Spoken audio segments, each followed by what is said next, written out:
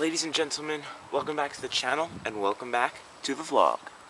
If you guys are subscribers to the channel, you guys know that this video was inevitable. The review of the 2019 Ford Escape.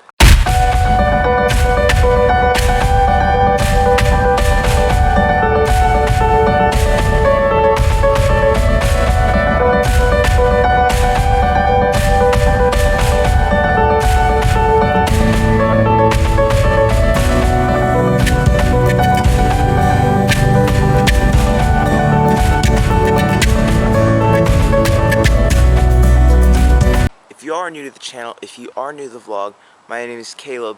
This is Yellow Hat Exotics. Those of you who are new to the channel and are new to the vlog, the reason that this video was inevitable was my two most popular videos were both reviews of our other two cars, the Toyota Camry and the Ford Freestar. I'm going to put pictures here and here of those. Yes, they have, the one has thousands of views, the other has multiple hundreds of views. Now, the model that we will be reviewing is the SEL trim with all-wheel drive and the 1.5 liter EcoBoost. Now, I will have information about like the lower trim, the 2.5 liter engine and the 2 liter turbo engine, and the SE, the SEL, and the titanium, which are all the trim levels. So if you're worried that I don't have the info that you need, well, I do. I'm going to quick talk about the exterior and then we'll move on right to the interior. So we'll start with the front.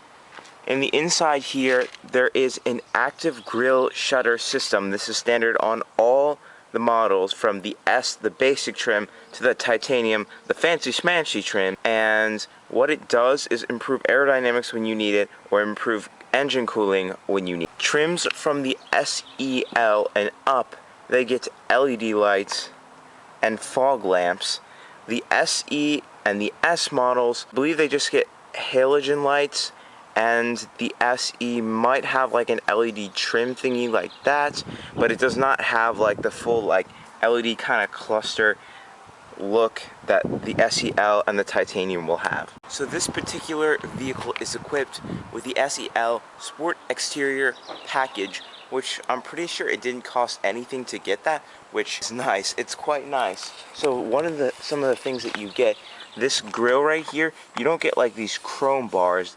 It's going to be body color thing right down here. It's supposed to look like a skid plate on the standard ones, and so it will be like a gray color, a light gray color. Sport Exterior Package, it's going to be body color as well. These little things here are black. You get these totally sick 19-inch machined aluminum wheels. They look pretty sick, though I do prefer the black ones. They're very much better looking than the standard wheels on the SEL. The final aspect of the Sport Exterior Package for this particular vehicle is you get like these cloth mats, which don't get the cloth mats. Replace them, sell them, do whatever you have to do, but get all season mats. They are a pain to clean.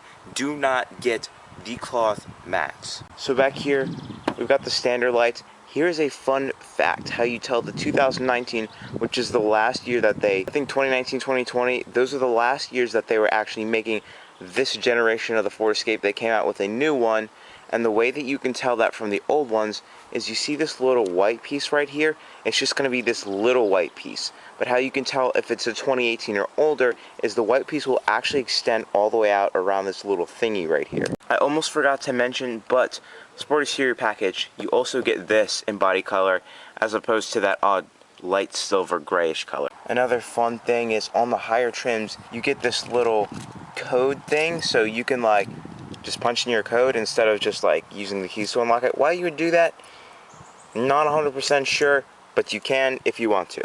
And moving on to the interior. Stepping into the interior, let's talk about some of the stuff on the inside of this vehicle. For this particular trim, we get this, they call it like Active Flex or something like that.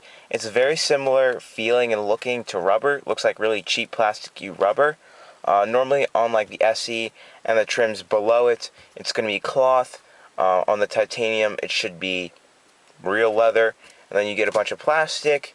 The steering wheel right here, because this is the SEL trim, it is going to be leather trimmed, which it's like that for the SEL and the titanium. on the S and the SE. It's probably either going to be that Actiplex stuff that's right here, or it's going to be cloth. I'm not 100% sure, but it's one of the two. Also, a fun fact is that on the higher trim, the top trim, the titanium, you can get a heated steering wheel. So these seats here are covered in that Actiflex material, which will come with the SEL trim. We've got like a nice two-tone, you've got this medium stone kind of color, and then you've got ebony black with this white stitching, which is really, really nice actually. We're going to get a quick look at the instrument cluster. Obviously, RPMs, how much fuel you've got, who your engine is, miles per hour and kilometers per hour. Up here, it tells you what gear you're in, park, reverse, neutral, drive, or sport. This one has 19,427 miles. Right here, it tells you how many miles to the gallon you're currently getting, what your average miles to the gallon is going to be until you fill up, and then total, I think, that you can get on this gallon, on this tank. I'm not 100% sure, but I'm pretty sure it's something like that. Temperature outside, and then this will tell you if the door, the trunk, or whatever is open or the headlights are on. Super standard, simple stuff. This is how you select stuff on the menu over there. This is how you set like cruise control. This is voice activation and phone. This is the horn. I'm not going to honk it right now. These are the turn signals. These are the thing for the windshield wiper, engine start stop button. Here's your AC controls, and your stuff for your heated seats, which the first trim that I think gets the heated seats, I don't know if you can get it in a package in the SE, but I know that the SEL and the titanium will get the heated seats, but the S and the SE, you're not going to get that standard. Right here, there's a button you can turn off the auto stop start. You can turn off traction control. Here's the gear lever. This right here is if you start hitting these buttons while you're driving, you can manually select your gear, park, reverse, neutral, drive, and sport. And then this is the parking brake. I'm going to quick tell you guys what sport mode's going to do. Sport mode really just sharpens the throttle, makes the shifts a little bit more abrupt, a lot less smooth, but it definitely feels faster and it has like a little bit more of a powerful feel to it. Storage compartment here, but here's all your controls for your windows. They're one tab down and up, so I can just hit that once and that'll go down. And it works the same for any of the other windows, and then I can just pull it, just do a one tug, and it comes all the way up. And this here is going to be your tool for use for changing the rear view mirrors so that you don't have to like manually do that. Another fun fact about the mirrors is they're actually heated. I don't know if this is a trim thing. It quite possibly is a trim thing, but it does come in handy when starting the car in the winter. Right here we have the radio, we have the caution thing, that's my dad's pop-it thingy for his phone. This is how you select tracks, tune the radio, power, this thing controls the volume, source, sound, no sound, and I'm pretty sure this like turns off the screen. Yeah, it turns off the screen. Down here's a speaker, up here's a speaker, and right there is a speaker, along with the same for the other side. Mention the two that are back here, and then there's another one on the other side. Just chilling here in the front of the Escape. It's pretty comfortable. The front seats, they're pretty supportive. They feel good. They're heated. So, no complaint here. Hopping in the back.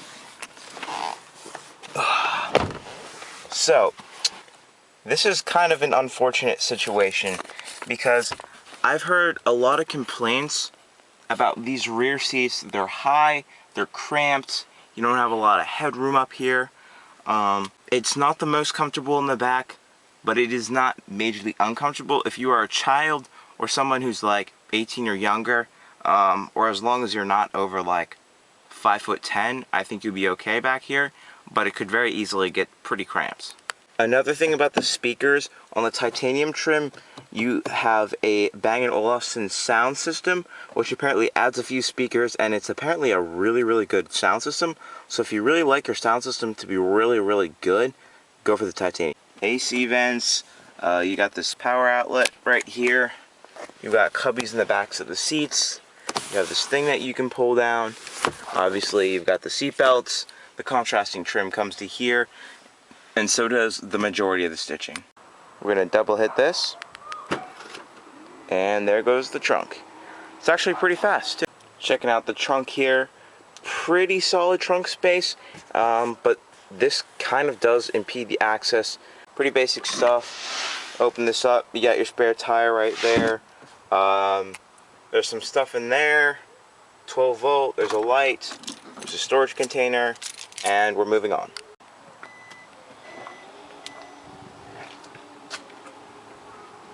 As I said before, one of the complaints is these like cloth mats. They're ridiculously hard to clean, so don't get the cloth mat. Alright, ladies and gentlemen, let's talk about engines and power for a little bit. Alright, lifting the hood now. One unfortunate thing is it does not have some sort of like power mechanism to keep the hood up. I'm gonna use this little rod right here. Give me 1 second, I need 2 hands for this. And we're good, it slots right into there. However, not a huge fan of like the non-hydraulic systems. I realize hydraulics add weight, but this isn't kind of like a maximum performance vehicle, so whatever. This particular Escape is equipped with the 1.5 liter EcoBoost, which is an extremely tiny engine that's very actually sunken into the engine bay. This engine comes standard on the SE and the SEL trims, while the bottom S trim gets a 2.5 liter naturally aspirated or non-turbocharged or supercharged or anything 4-cylinder, and then the top trim titanium gets a 2 liter turbocharged 4-cylinder. So the 2.5 liter has 168 horsepower and 170 pound-feet of torque. This engine, the 1.5 liter, has 179 horsepower and 177 pound-feet of torque. The 2 liter has 245 horsepower and 275 pound-feet of torque. Despite the fact that this is a much smaller engine, I believe the 2.5 liter actually gets slightly better gas mileage, and the 1.5 liter really doesn't get that much better gas mileage than the 2 liter, and it's kind of a wimpy engine. All these engines are paired to a 6-speed automatic transmission. Acceleration is 60 miles per hour. It's anywhere from around 7 seconds to upwards of 10 seconds. Quarter-mile times from anywhere to like 16 seconds to 17 and a half, almost 18 seconds. So it's not really a particularly fast car. The brakes work pretty okay. They're about average for the class. I wish I could tell you I wasn't disappointed with the 1.5 liter turbocharged 4 cylinders power, but I really am. And so if you guys have not seen the video, make sure to go check out the video that I have about the crazy mods that are possibly coming to a vlog near you guys. I'm going to talk about the mods in a video and an upload coming to you guys very soon. We're going to check out what options there are to possibly make it faster, better looking, handle better, brake better, all that good stuff. Real quick, some tidbits of information. Pricing. This is probably very important to you guys. Very crucial aspect. Brand new. The S model was under like $25,000. I think it was $24,000, maybe even $23,000 depending on the year that it was, stretching all the way up to around $35,000 for titanium.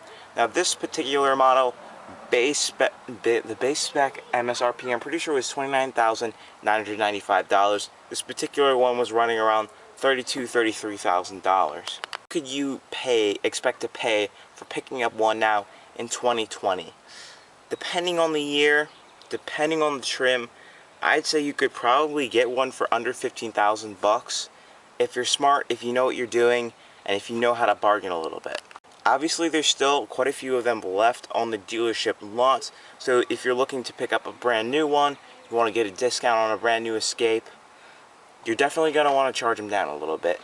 So, personally, I would not ever recommend paying $35,000 for any of the Escapes, no matter how many modifications, no matter how tricked out it is. So yeah, look for below 15,000. If you can't get it below 15,000, don't feel bad. But like for a car like this, about $30,000 to $33,000 nowadays, right around $20,000, even less, It's got about 20,000 miles on it, so today we'll end the vlog with a very, very special edition. I know you guys want to hear the engine, and I know you want to hear her purr. Just for you guys, we're getting this elusive cold startup. So on the key, you can actually remotely start up the vehicle. You can also do it using your phone. I'm pretty sure you can do this on all the trim levels, which is actually very fancy, and that's one of the noteworthy things about this vehicle. Another real quick noteworthy thing that I enjoy is it's actually one of the better handling sportier vehicles in its class, which is kind of cool, and it still rides pretty well. Just gonna hit this button right here twice, as it says, and then we're gonna get that cold start up. Ooh.